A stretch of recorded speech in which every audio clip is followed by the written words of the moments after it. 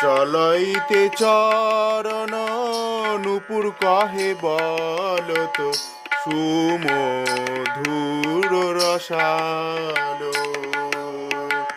চলইতে চরণ নূপুর কহে বলত সুমধুর রসালো।